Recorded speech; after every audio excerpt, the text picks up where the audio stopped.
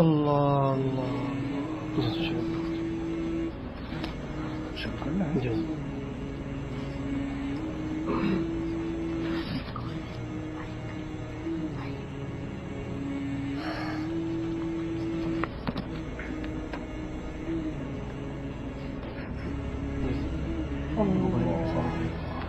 بسم الله الرحمن الرحيم.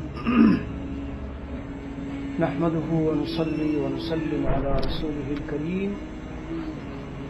أما بعد فأعوذ بالله من الشيطان الرجيم. بسم الله الرحمن الرحيم. وذكر فإن الذكرى تنفع المؤمنين. صدق الله العظيم.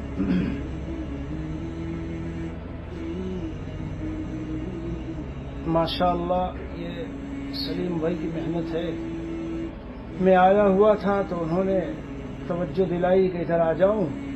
بظاہر یہی اندازہ تھا کہ شاید عمرے پر آنا تو مشکل ہو، لیکن جب تحقیقات کی اور معلومات کی تو پتہ چلا کہ آج کل اجازت ہے کہ آپ آ سکتے ہیں.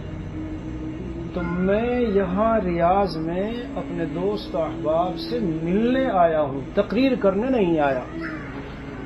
بیانات کرنے کے لیے، تقریر کرنے کے لیے اور کوئی واعظ و دعوت و اس کے پروگرام، بڑے پروگرام کے لیے میری حاضری نہیں ہے. دوستوں سے ملنا ہے، ملاقات جب ہوتی ہے تو کھانا پینا بھی ہوتا ہے اور کچھ دینی باتوں کا مذاکرہ بھی ہو جاتا ہے. جی تو دسترخوان بھی تیار ہے سلیم میاں کا. دسترخوان بھی بچھے گا اور اس سے پہلے کچھ دینی مذاکرہ کر لیتے ہیں. اللہ تعالیٰ قرآن میں فرماتے ہیں کہ یہ دینی مذاکرہ ہے، اس سے نفع ضرور ہوتا ہے ایمان والوں کو. وذکر فإن الذکریٰ تنفع المؤمنین، یعنی ہو نہیں سکتا کہ کوئی دینی مجلس ہو، اللہ عز و جل کے کلام کی باتیں، رسول پاک صلی اللہ علیہ وسلم کی باتیں بیان ہو اور اس سے نفع نہ ہو. علماء نے لکھا ہے کہ اگر نفع نہیں ہو رہا ہے تو اس ایمان والے کو اپنے ایمان کی خیر منانی چاہیے، کیونکہ قرآن جھوٹا نہیں ہو سکتا. قرآن میں ہے فإن الذکریٰ تنفع المؤمنین، ایمان والوں کو یہ نصیحت اور یہ مذاکرہ ضرور نفع دے گا. یہ الگ بات ہے کہ نفع کے درجات ہیں. ایک آدمی ایسا ہے کہ پورا جو کچھ بیان ہو رہا ہے اس کو لے رہا ہے اور اس کی زندگی میں اترتا جا رہا ہے جی، اور گہرائی سے، دھیان سے، توجہ سے اس طرح سن رہا ہے ایک ایک بات کو کہ وہ بیٹھا ہی اس نیت سے ہے کہ میں کچھ لے کے جاؤں گا یہاں سے. اور کبھی کبھی اللہ والے جو ہوتے ہیں بزرگان دین، میں تو ان کا ایک خادم ہوں، کچھ تھوڑا بہت پڑھ لکھ لیا ہے، بزرگوں کی صحبت اٹھائی، ان کی خدمت میں رہا تو لوگ محبت کرتے ہیں تو بیٹھ جاتا ہوں. ورنہ بزرگان دین اور اللہ والوں کے یہاں سے کبھی کبھی کوئی ایک جملہ ایسا کانوں میں پڑ جاتا ہے اور دل میں اتر جاتا ہے کہ وہی پوری زندگی کے لیے رہبر بنتا ہے اور زندگی کی کایا پلٹ دیتا ہے. کبھی کبھی ہوتا ہے، اللہ تعالیٰ کی خاص تجلیات ہوتی ہیں. حدیث شریف میں ہے مضمون کہ اللہ تعالیٰ کی خاص تجلیات ہوتی ہے تو کوئی خاص سیزن اور موسم اور خاص وقت میں وہ جو اللہ کی تجلیات کے جھونکے چلتے ہیں، اگر آدمی اس وقت میں ان کا سامنا کر لے اور ان کے سامنے پیش ہو جاوے تو سمجھ لو کہ بس. فضیل ابن عیاض رحمۃ اللہ علیہ کا مشہور واقعہ آپ لوگوں نے سنا ہوگا. ہند و پاک کے بزرگان دین بہت سے اپنے واقعات میں اس کو ذکر کرتے ہیں کہ وہ تو بہت بڑے ڈاکو تھے اور ڈاکہ ہی ڈالنے کی نیت سے جا بھی رہے تھے.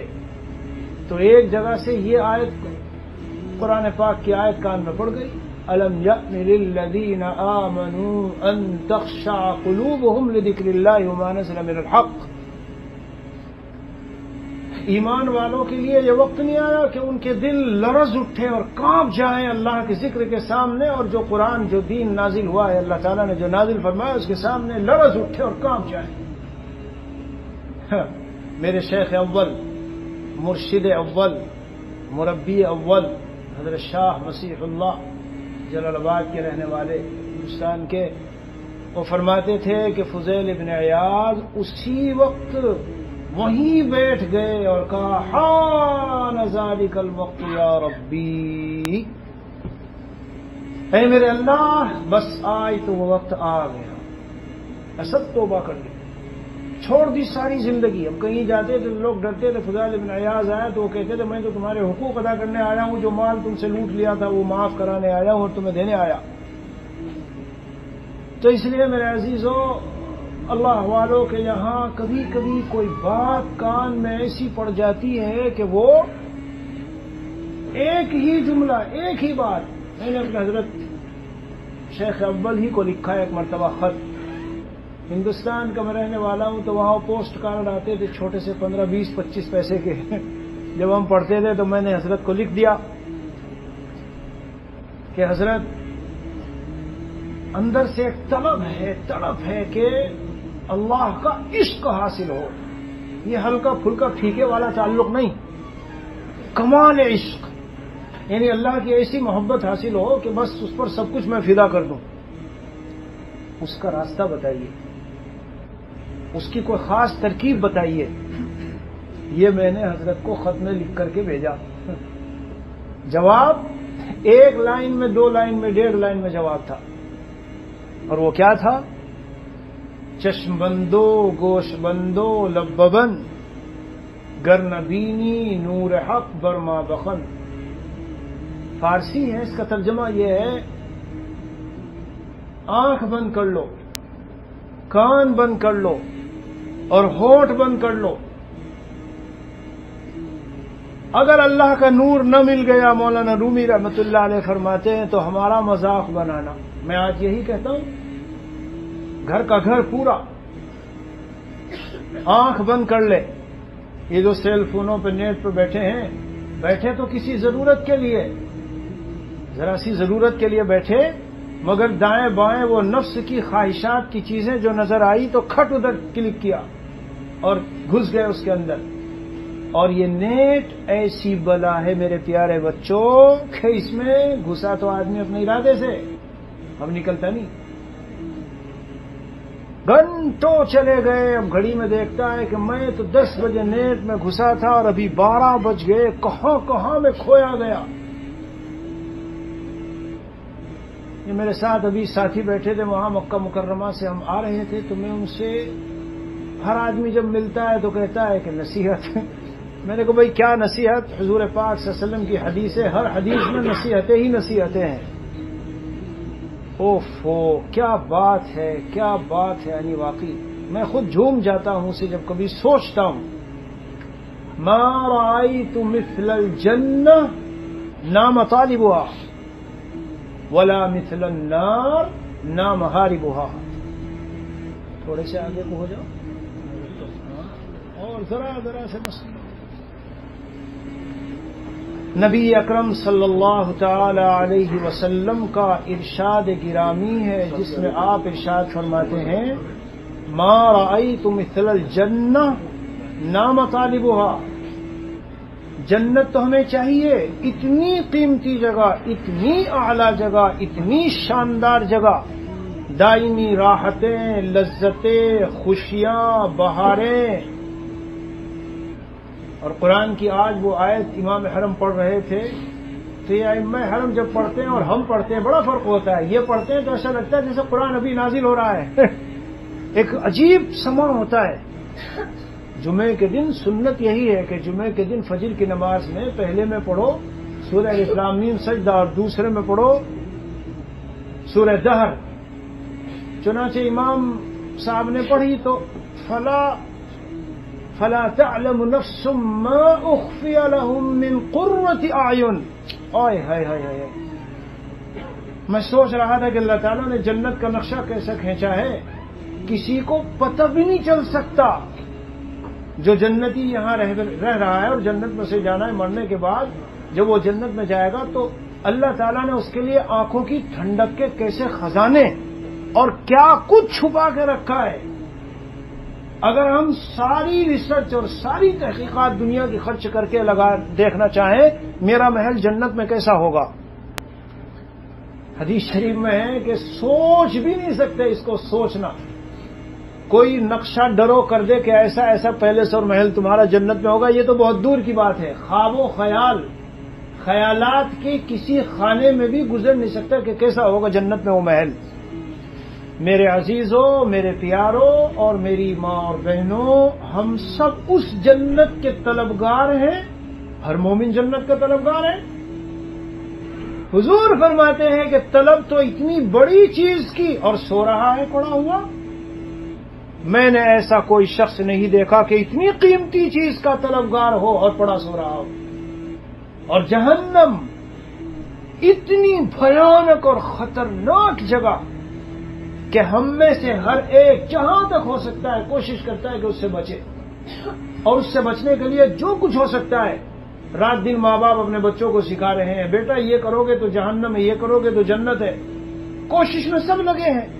نبی پاک صلی اللہ علیہ وسلم فرماتے ہیں جہنم جیسی خطرناک جگہ میں نے ایسا کوئی انسان نہیں دیکھا کہ اس سے بھاگنے کی تیاری ہے اور بھاگنا چاہ رہا ہے، پڑا سو رہا ہے.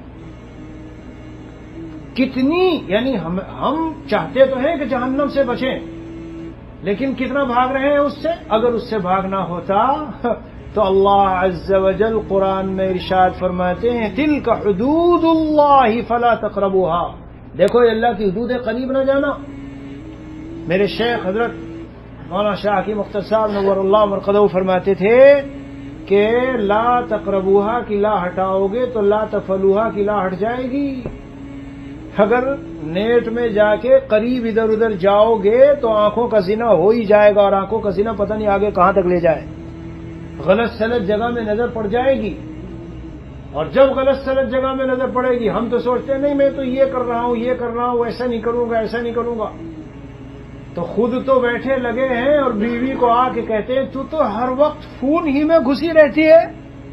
اب وہ بھی ادھر سے کہتی ہے کہ ذرا اپنی بھی تو خیر منائیے. آپ مجھ کو تو کہتے ہیں کہ میں ہر وقت فون پہ بیٹھی رہتی ہوں، آپ کا کیا حال ہے؟ پھر بچوں کو نصیحت، بیٹا زیادہ سیل فون نہ دیکھا کرو، اور وہ بچہ صبح سے شام تک دیکھ رہا ہے کہ ابا کے ہاتھ میں تو ہر وقت سیل فون ہے. آپ کہیں گے کہ مولانا یہ تو ضرورت کی چیز ہو گئی آج کل، کیا کیا جائے؟ یہ ایسی ضرورت ہے کہ ایک بزرگ نے اتنی پیاری مثال دی، مجھے بہت نفع ہوا اس سے، بہت نفع ہوا کہ ایک شخص ہر دم پوسٹ آفس کے پاس کھڑا ہوا ہے کہ میری کیا پوسٹ اس میں سے آ رہی ہے اسے جلدی سے دیکھ لوں اور پھر فوراً پوسٹ باکس میں اس کا جواب نقل بھیج دوں. بھائی پہلے کہاں تھی یہ ضرورت؟ کہتے ہیں جس کے بغیر ضرر ہو ضرر. کتنا ضرر ہے اس کے بغیر؟ میں تو کہتا ہوں کہ یہ جو نیٹ کا سسٹم ہے، یہ سیل فون، خاص اسمارٹ فون جسے کہتے ہیں، زہریلے سانپوں کا پٹارا ہے. یہ زہریلے سانپ بھرے ہوئے اس میں زہریلے سانپ. اس کا ایک وقت مقرر ہو کہ اتنی دیر کے لیے مجھے دن میں دیکھنا ہے، اتنی دیر کے لیے رات میں دیکھنا ہے، الا یہ کہ کوئی ایسا ایمرجنسی اور ارجنٹ اور کوئی ایسا کام سامنے آ گیا ہے. تو میں اس پہ عرض کر رہا ہوں کہ پیارے نبی حضرت محمد رسول اللہ صلی اللہ علیہ وسلم کا یہ جو ارشاد میں نے ابھی نقل کیا میرے اور آپ ہم سب کے لیے ہے. فرماتے ہیں کہ جنت جیسی جگہ اس کی طلب ہے، طالب ہے اس کا. پوچھو تم طلب کر رہے ہو؟ کہ ہاں طلب کر رہا ہوں، مجھے تلاش ہے کہ مجھے جنت ملے. اللہ کے رسول صلی اللہ علیہ وسلم فرماتے ہیں کہ جنت کی طلب مگر پڑا سو رہا ہے. ما رأیت مثل الجنہ نام طالبها ولا مثل النار نام حاربها. جہنم سے بچنا تو چاہتے ہیں لیکن غفلتوں میں ہیں، احساس نہیں ہے کہ اگر یہ کام ہم کریں گے تو کہاں پہنچیں گے، جہنم تک پہنچنا پڑے گا، یہ کام وہاں تک کھینچ کے لے جاتے ہیں. تو میں عرض کرتا تھا کہ میں نے اپنے حضرت والا کو لکھا کہ کوئی ایسا نسخہ بتائیے کہ جس سے مجھے اللہ کا کمال عشق حاصل ہو. دیکھو یہ جو بزرگان دین کے یہاں بہت سارے سوالات اور صحابہ کرام کے بہت سارے سوالات صحابہ نے حضور صلی اللہ علیہ وسلم سے پوچھے تو ان میں آگے کے لیے ایک راہ کھل جاتی ہے، راہ. تو یہ جو سوال ہے ہر مومن کا ہے، ہر مومن چاہتا ہے کہ مجھے اللہ سے گہرا تعلق حاصل ہو. تو جواب کیا ارشاد فرمایا تھا؟ میں نے ترجمہ کیا اس کا کہ چشم بندو، گوش بندو، لب بند، آنکھیں بند کر لو اور کان بند کر لو اور ہونٹ بند کر لو. اگر شوہر اور بیوی آپس میں یہ ہونٹ ذرا تھوڑے دنوں کے لیے سی لے اور بند کر لے تو دیکھو کیسا آرام پیدا ہو جائے گا. ہر وقت کی جو لڑائی ہے اس کی بنیاد یہی ہے. اس نے دو جملے کہے شوہر نے 2 کہے تو بیوی جب تک 3 نہیں کہے گی تو چپ تھوڑا ہی رہے گی. اور عام طور سے یاد رکھنا، شوہر بیوی سے اگر مباحثہ کرنے چلو گے تو پہلے ہی کہہ دینا بابا میں نے پہلے ہی ہار مان لی، بس آگے مت بڑھو، ورنہ وقت ضائع ہونا ہے اور کوئی حاصل نہیں ہے. تو حضرت فرماتے ہیں کہ یہ تین چیزیں ہیں، چشم بندو، گوش بندو، لب بند، آنکھیں بند، ہونٹ بند اور کان بند. اس کی سن لی، اس کی سن لی، ادھر کی باتیں، ادھر کی باتیں، ادھر کی باتیں. یہ بھی میں ان ساتھیوں کو جب جا رہا تھا مکہ معظمہ رات تو انہوں نے درخواست کی نصیحت، آتے ہوئے دوسرے تھے تو انہوں نے درخواست کی. تو میں نے ان سے عرض کیا کہ بھائی قیل و قال، باتیں، تقریریں، بیانات، یہ تو بہت سن لیے اور سن رہے ہیں روزانہ، لیکن نجات خالی قیل و قال اور باتوں اور تقریروں سے نہیں، نجات کہیں سے ان کو صفات میں ڈال لے ہم. وہ قال ہمارا حال بن جائے حال. مثلا میں ابھی تقریر کر رہا ہوں اور خود میرا عمل اس پر نہ ہو کہ میری نگاہ محفوظ نہیں ہے، زبان محفوظ نہیں ہے، کان محفوظ نہیں ہے، اللہ نہیں ملے گا چاہے جتنی شاندار تقریر ہو جائے. کتنے ہی ایسے ہیں ہم میں سے کہ ملفوظات اور باتیں بہت ان کو یاد ہو چکی، اور اگر وہ خود نقل کرنے کے لیے بیٹھے تو شاندار نقل کریں گے، بڑی عمدہ باتیں سنائیں گے. لیکن میرے عزیزو اگر حال نہ ہو، مولانا رومی رحمت اللہ علیہ فرماتے تھے قال را بگزار مردے حال شو، پیش مردے کاملے پامال شو. قال کو چھوڑ دے، حال والا بن جا. اور کیسے بنے گا حال والا؟ رات گاڑی میں اس نے سوال بھی کیا مجھ سے، ایک نے ان میں سے ساتھیوں میں سے، کہ حضرت آپ نے جو بتایا کہ قال قیل و قال، اس نے یہ کہا اور اس میں یہ ہے اور اس میں تقریر میں یہ ہے اور اس میں یہ سارا حال بنے گا کیسے، زندگی میں کیسے آئے گا؟ مولانا رومی رحمت اللہ نے اس کا علاج بیان فرمایا. کیا علاج ہے؟ پیش مردے کاملے پامال شو. کسی اللہ والے کے پاس جا کر پامال ہو جاؤ، یعنی اپنے ارمان، خواہشات، چاہتے، آرزویں سب فنا کر دو. اس سے کہہ دو کہ بس آپ مجھے جیسے لے کے چلے میں اب تیار ہوں کہ میں اس طرح سے چلوں گا. اس کے بعد وہ پیدا ہوتا ہے. حضرت مفتی تقی عثمانی آپ اکثر رہنے والے ادھر ہی کے کراچی وغیرہ کے، تو میں نے ان سے ایک مرتبہ یہی درخواست کی کہ حضرت کچھ نصیحت. تو اکثر میں نصیحت کی درخواست کرتا تھا جب بھی جاتا تھا، لیکن ان کے پاس وقت بہت تھوڑا ہوتا ہے، بہت مشغول، اپنے وقت کو، زندگی کو قیمتی سے قیمتی بنانے والے. جب میں نے درخواست کی تو ایک مرتبہ تو حضرت نے نصیحت یہ فرمائی، جس کو میں نے اپنے اس میں ڈالا ہے، وہ واٹس ایپ کی جو ڈی پی بولتے ہیں اسے اس میں ڈالا ہے. وہ نصیحت حضرت مفتی تقی صاحب کی ہے، زندگی کے ایک ایک لمحے کو سوچ سمجھ کر گزارو، یہ بہت قیمتی ہے. جب یہ چلا جائے گا پھر ہاتھ نہیں آئے گا، بہت پچھتانا پڑے گا آدمی کو. ایک ایک لمحے کو قیمتی سمجھ کے گزارو. حضرت نے ایک نصیحت تو ایک مرتبہ یہ کی، اور واقعی یہ اتنا ہی قیمتی ہے. ایک حدیث شریف ہے جس کا ترجمہ میں آپ کو سناتا ہوں. جناب رسول اللہ صلی اللہ علیہ وسلم نے ارشاد فرمایا، روزانہ جب سورج طلوع ہوتا اور صبح ہوتی ہے تو یہ دن ما من یوم طلعت فیہ الشمس، پورے الفاظ ایگزیکٹلی مجھے یاد نہیں لیکن مفہوم بتا رہا ہوں، کوئی دن نہیں ہے کہ جس میں سورج طلوع ہوا ہو مگر وہ یہ کہتا ہے اے انسان میرے اندر تجھے جو کرنا کر لے کہ میں آج آیا ہوں، دوبارہ نہیں لوٹوں گا، پھر دوبارہ نہیں لوٹوں گا.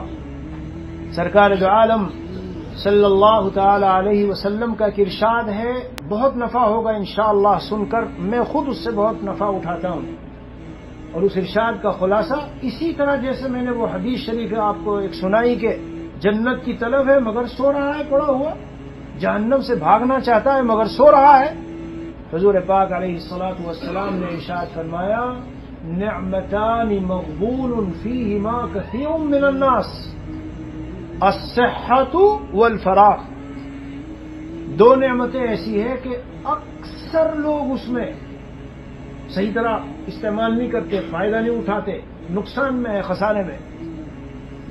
حقیقت بتا رہا ہوں، یہ جو بات ہے بالکل حقیقت ہے. ایک ہے صحت اور ایک ہے فراغ، یعنی آدمی کے پاس ماشاءاللہ مال بھی ہے، صحت و تندرستی بھی ہے اور وقت بھی ملا ہوا ہے جی، اور بڑے باپ کا بیٹا ہے، مثلا مالدار باپ کا بیٹا ہے اور بقدر ضرورت مال ہے، تو اسے کہو کہ بھائی کچھ کر لو کہ جی I don't have job, I got nothing to do, صبح کو فجر بعد سویا تو زور تک سو رہا ہے، بھائی تیرے پاس ابھی خالی وقت ہے، نہ معلوم کل کو تو ایسے حالات میں پھنس جائے کہ تجھے اللہ تعالیٰ کی عبادت کے لیے، دین کے کاموں کے لیے فرصت نہ ملے۔ اور طاہر صاحب جو اپنے کراچی میں ہوتے ہیں وہ تو فرمایا کرتے ہیں کہ فرصت نہ نکالو گے تو فرصت نہ ملے گی فرصت تو بھائی دین کے کاموں کے لیے نکالنی پڑتی ہے، نکالنی۔ بہت سارے ایسے بیٹھے ہیں کہ جی بس اس سال، اگلے سال، اس وقت میں، اگلے وقت میں، کیوں؟ اس لیے کہ مشاغل نے گھیرا ہے۔ تو میرے عزیزو، جو لمحات حیات اللہ تعالیٰ مجھے اور آپ کو ایسے عطا کریں کہ جن میں ہمیں فراغت ملی ہوئی ہو، اسے فائدہ اٹھا لینا چاہیے۔ اور فائدہ کیا اٹھانا ہے؟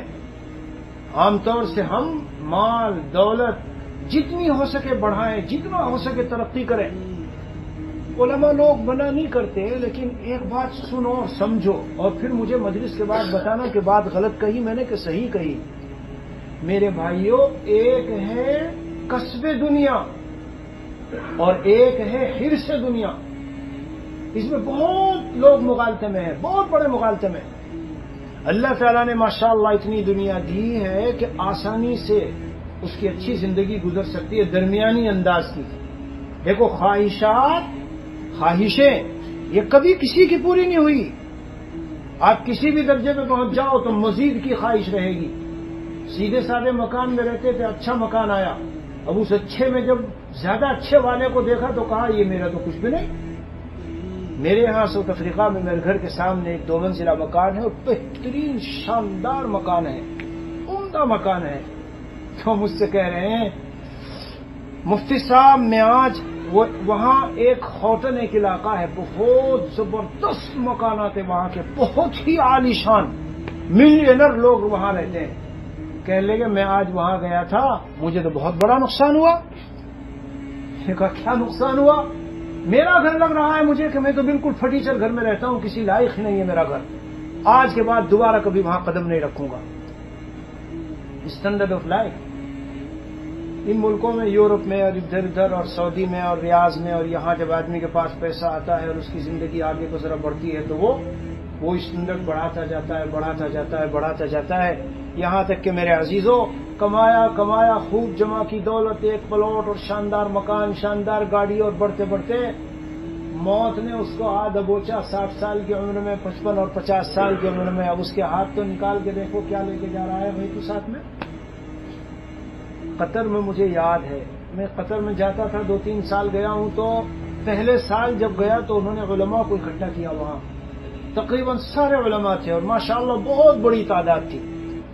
تو ایسے ہی دینی مذاکرہ کرتے کرتے میں نے کہا بھائی علماء ایک بات سنو، میں بھی آپ ہی کا ہم سفر ہوں اور میں بھی اسی فیلڈ کا آدمی ہوں اور آپ بھی اسی فیلڈ کا آدمی ہیں، صرف ایک سوال آپ سے کرنا چاہتا ہوں کہ اگر میدان قیامت میں کل اللہ تعالیٰ نے تم سے یہ سوال کیا کہ میں نے جو علم کی امانت دی تھی اور وراثت نبوت دی تھی اس کا قطر میں رہ کر تم نے کیا حق ادا کیا؟ میں نے کہا جواب ابھی سے سوچ لو۔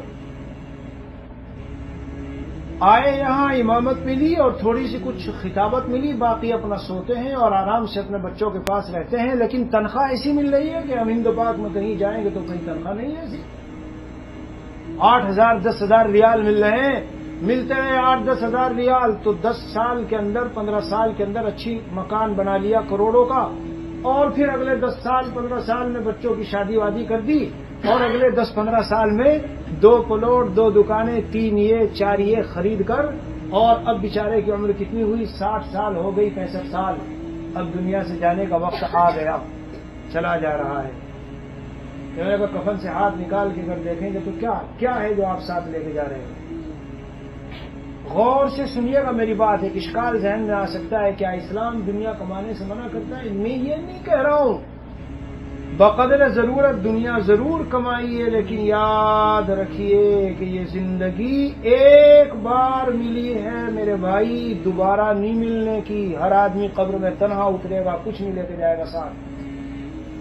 انہی زندگی کے اوقات میں سے آپ کو اوقات دین کے لیے، اللہ کی اطاعت و فرمانبرداری کے لیے، خود دین سمجھنے اور اپنی اولاد کو اور متعلقین کو سمجھانے کے لیے اور دین سیکھنے کے لیے اسی کے اندر سے وقت نکالنا ہے۔ اگر ہم یہ سوچتے رہیں ذرا یہ کر لوں پھر، ذرا یہ کر لوں پھر، مدینہ شریف میں میرے ساتھ پڑے ہوئے ہیں، جس دن وہ پڑھ کے فارغ ہوئے دیوبند سے، بڑے خاندان کے، میں نے کہا پڑھاؤ گے کہ نہیں؟ اماں ابا نے کہا بیٹا تم تو مفت پڑھانا، ایسا کرو پہلے اپنا ذرا معاش کا مضبوط کر لو اور جس مدرسے میں پڑھاؤ گے پھر اللہ کے لیے مفت پڑھانا۔ میں نے اس دن ان کو کہا تھا، میں نے کہا یہ ترتیب ہمارے بزرگوں اور اکابر کی نہیں ہے، یاد رکھنا یہ جو یہ سوچ ہے ذرا میں یہ کر لوں، تم چلتے رہو گے چلتے رہو گے چلتے رہو گے، پتہ چلا سال گزر گئے تو اب ملے مجھے۔ میں نے کہا کیا ہوا پڑھا رہے ہو؟ 20-25 سال ہونے کو ہے۔ کہنے لگے نہیں یہ ہو گیا تھا، قرضہ آ گیا تھا، پھر وہ ہو گیا تھا، پھر یہ ہو گیا، اور اب میں کچھ سنبھل رہا ہوں اور اب ذرا یہ کام شروع کیا ہے۔ یہ ترتیب نہیں ہے میرے بھائی، زندگی بار بار نہیں ملی، یہ ایک بار ملی ہے۔ ہاں ہمارے بزرگوں نے کیا کیا کہ تھوڑا بہت کچھ اگر اونچ نیچ حالات کی آ بھی جائے، بھائی صحابہ کا کیا حال تھا، ہم ان کے نام لیوا تو ہیں، ہم صحابہ کرام رضوان اللہ علیہ مجمعین کے نام لیوا تو ہیں، لیکن حضرت عائشہ رضی اللہ عنہا فرماتی ہیں کہ میں جب چاہوں رونا تو میں رو سکتی ہوں۔ کیوں؟ نبی پاک صلی اللہ علیہ وسلم ہمارے درمیان جب رہے ہیں کس طرح کی زندگی گزار کر گئے کہ رأیت الہلال ثم الہلال ثم الہلال، 3 چاند میں نے دیکھ لیے اور گھر میں چولہا جلا نہیں۔ تو کیا یہ صرف مزے لینے کی بات ہے؟ حضور اقدس صلی اللہ علیہ وسلم نے حضرت عائشہ رضی اللہ عنہا سے فرمایا، کیا آواز کا مسئلہ ہے؟ تو آپ نہیں آ گئے، تکلف سے خالی ادھر بیٹھ جاؤ۔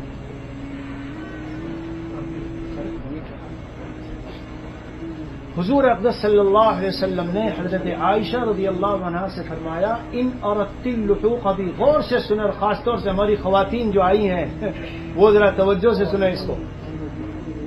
اے عائشہ، اگر مجھ سے تجھے ملنا ہے آخرت میں، تو مجھ سے ملنا چاہتی ہے تو ذرا ایک خاص نصیحتیں سن لے، ان خاص نصیحتوں کو ذہن میں رکھ لے۔ کیا نصیحتیں ہیں؟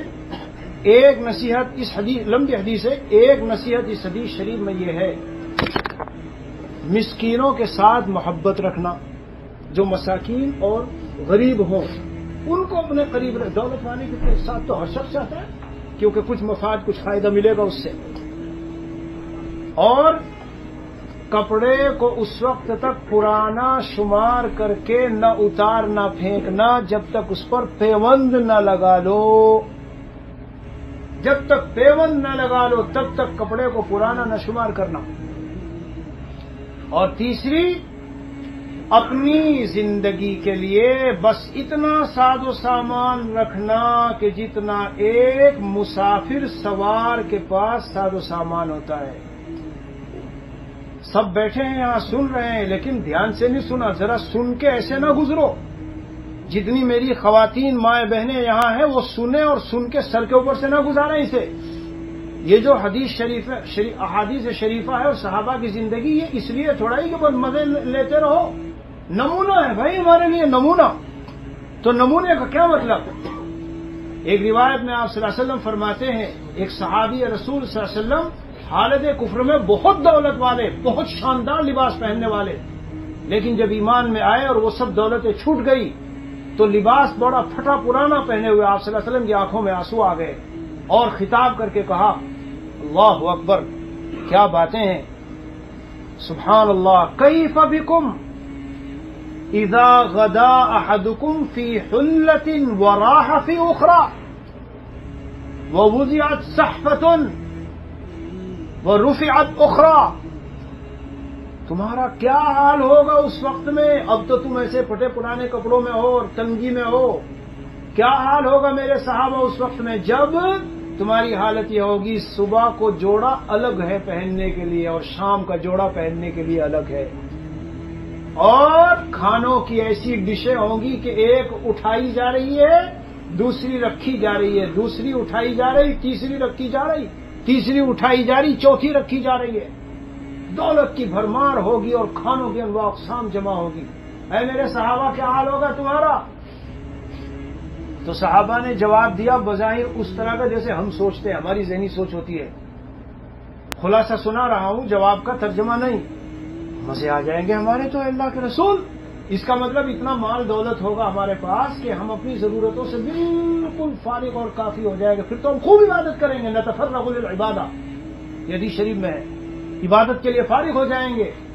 قال رسول اللہ صلی اللہ علیہ وسلم، قربان جاؤں کیا بات ارشاد فرمائی، فرمایا لا لا لا لا، نہیں ہے میرے صحابہ، انتم اليوم خیر منکم یومئذ، آج جو تم اس حال میں ہو اس وقت کے ان حالات سے بہت زیادہ بہتر ہو۔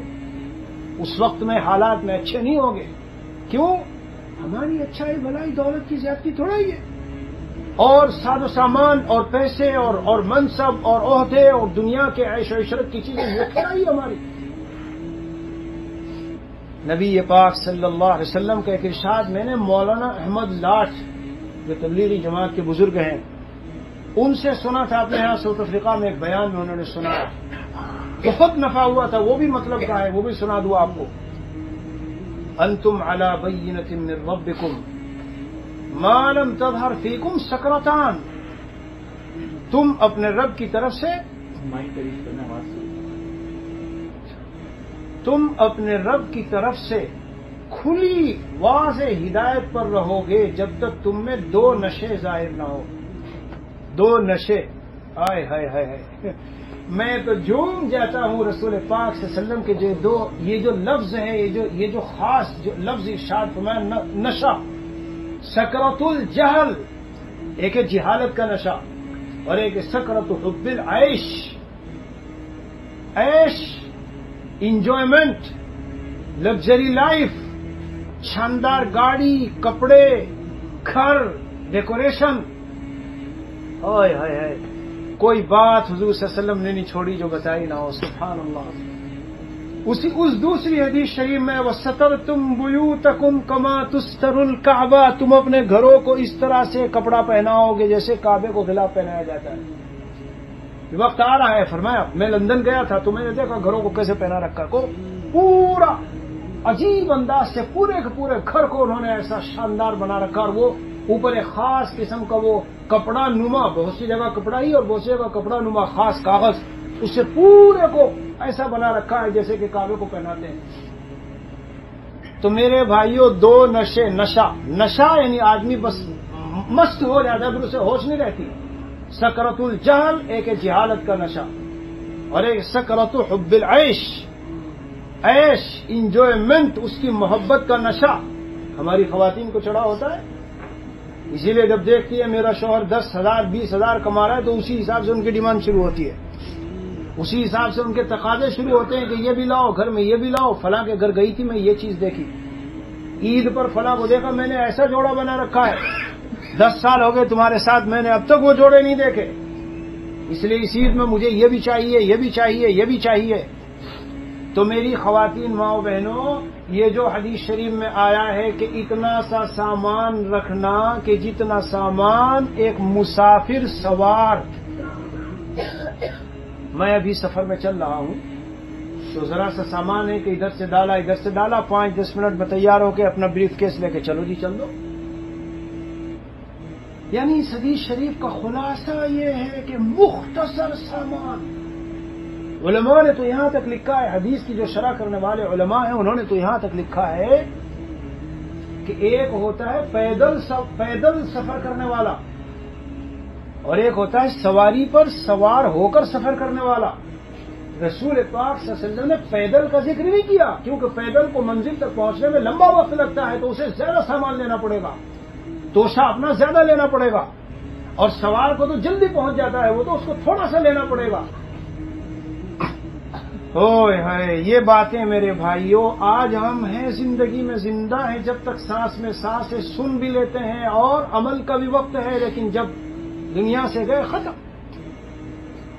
میں ہمیشہ اپنے گھر میں، میرے یہاں ان کو ہمیشہ کہتا ہوں، گھر میں ہمیشہ یہ بات کہتا ہوں، کوئی نئی چیز خرید کے لاؤ تو اس کا بدل جو پہلے سے گھر میں موجود تھا اسے فوراً آگے رخصت کرو، گھر کو مت بھرو۔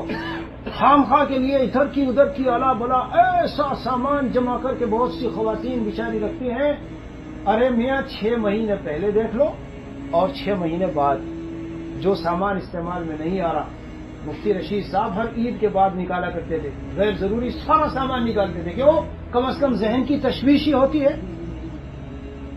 آج کل جو عام مزاج ہے خواتین کا جناب، وہ تو اتنا بھر کے رکھتے کہ اگر گھر بدلنے کا نمبر آ جائے تو گاڑیاں کافی نہیں ہے، آپ کو ٹرک لانا پڑے گا جی، اور اس ٹرک میں بھی ہو سکتا ہے ایک چکر میں کافی نہ ہو، یہاں کا وہاں کا الا بلا کیا کیا جمع کر کے رکھا ہے۔ اگر ان سے پوچھے یہ سامان کب استعمال کیا تھا، 1 2 سال ہوئے، کب استعمال کرو، شاید میری بیٹی جب بڑی ہو جائے گی تو شاید اس کے کام آ جائے گا۔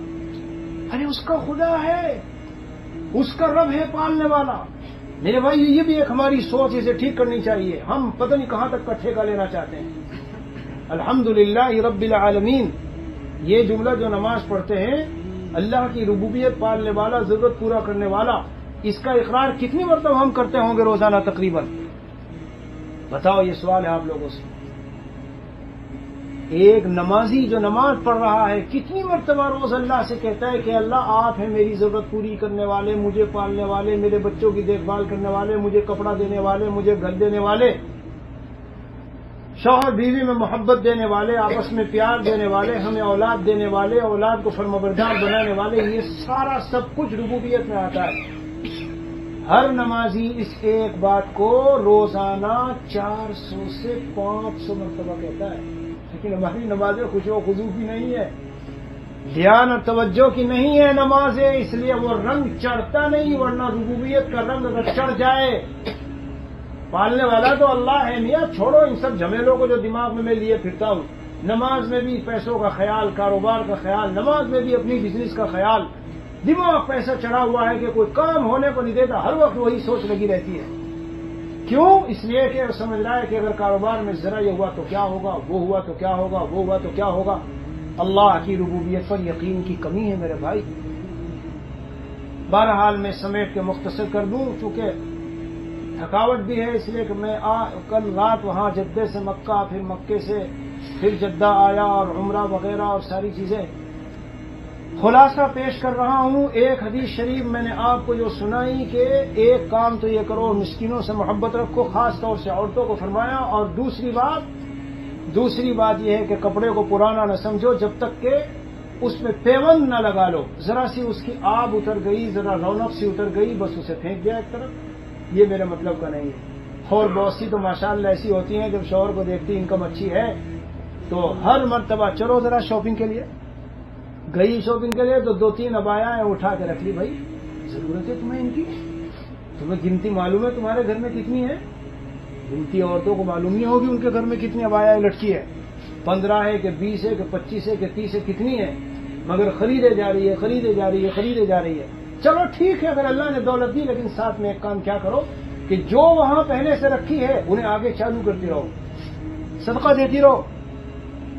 اور تیسری بات کہ اتنا سا سامان اپنے لیے رکھنا جتنا مسافر سوار کے پاس سامان ہوتا ہے، یعنی یہ صرف میں کہتا ہوں عورتوں کی بات نہیں ہے، لیکن چونکہ عورتوں کو سامان کے ساتھ زیادہ وہ ہے، ہمارے لیے بھی ہے زندگی کا اپنے سامان۔ ایک صحابی رو رہے ہیں موت کے وقت میں، کسی نے کہا آپ رو رہے ہیں موت کے وقت میں، موت سے گھبراتے ہو؟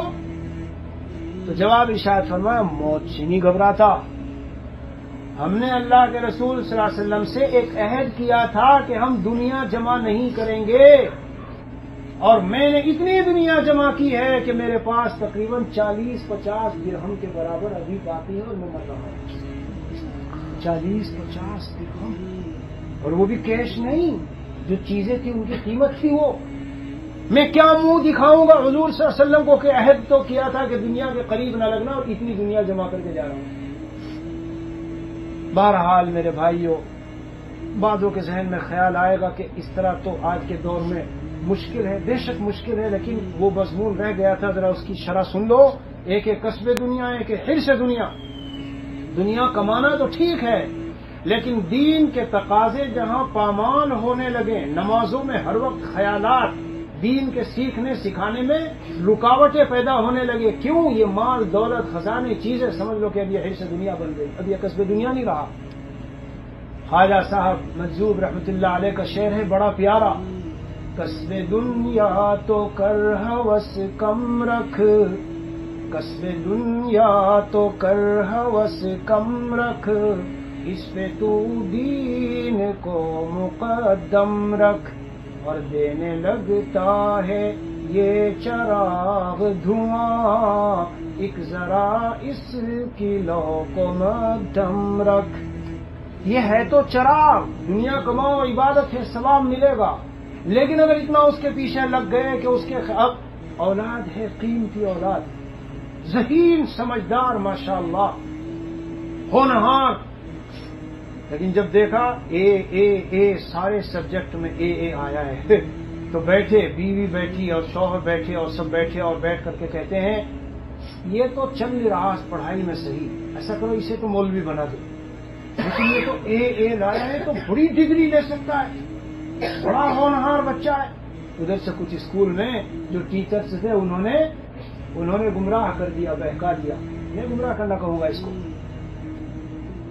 میرا ایک بچہ ہے، وہ اس قدر ذہین تھا کہ اس کے ٹیچر نے مجھے خاص بلایا اور کہا آپ کو ایک بات کہنا چاہتا ہوں، میری عادت نہیں ہے میں کسی کے بچے کی تعریف کروں، یہ بچہ اس قدر ذہین ہے کہ میں نے اس کو پڑھایا، اب یہ اس درجے پہ پہنچ چکا ہے کہ اگر یہ اب میرے پاس مزید آئے گا تو میں اس سے کچھ سیکھ سکتا ہوں، میں نہیں اسے کچھ سکھا سکتا۔